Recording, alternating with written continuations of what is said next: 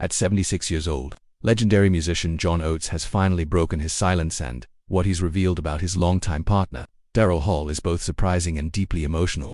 Known together as Hall and Oates, the duo was once among the most successful musical acts of the 1970s and 80s, delivering chart-topping hits like Manita, Rich Girl, and Out of Touch. But despite their public image as a harmonious pair, Oates recently shared that things were far from perfect behind the scenes. In a rare and heartfelt interview, he opened up about how, over the years, Hall began distancing himself not just physically but also professionally, positioning himself as the driving force behind the group's success. According to Oates, Hall subtly reshaped the public narrative to make it seem as if he alone was responsible for the band's achievements, downplaying Oates' contributions both musically and creatively. Oates admitted that this shift hurt deeply, as it seemed to erase decades of collaborative efforts, shared songwriting, and emotional investment. "It made me feel invisible," he confessed. "Like everything I'd done suddenly didn't count." What made the situation worse, he claimed, was how Hall's comments and actions offstage, particularly in interviews and solo projects, led to an erosion of Oates' reputation within the music industry.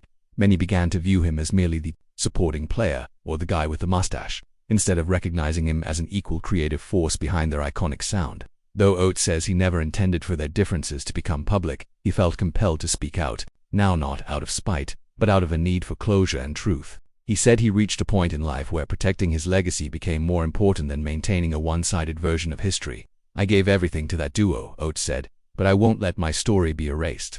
Despite their fractured relationship, Oates remains focused on his solo work, still performing and creating music on his own terms. While he acknowledges that the bond he once shared with Hall may never be fully repaired, he also emphasized that his love for the music they made together hasn't changed, just his willingness to stay silent about what happened. This revelation challenges the public's long-held perception of Hall and Oates as a perfectly balanced musical partnership and brings to light the emotional complexities that can exist even in the most successful collaborations. For fans, it's a powerful reminder that behind the music we love, there are real people with real stories, often filled with pride, disappointment, and the desire to be remembered fairly. Whether you've always been a fan of John Oates, Daryl Hall, or both, this moment invites us to reflect on the importance of credit, legacy, and truth.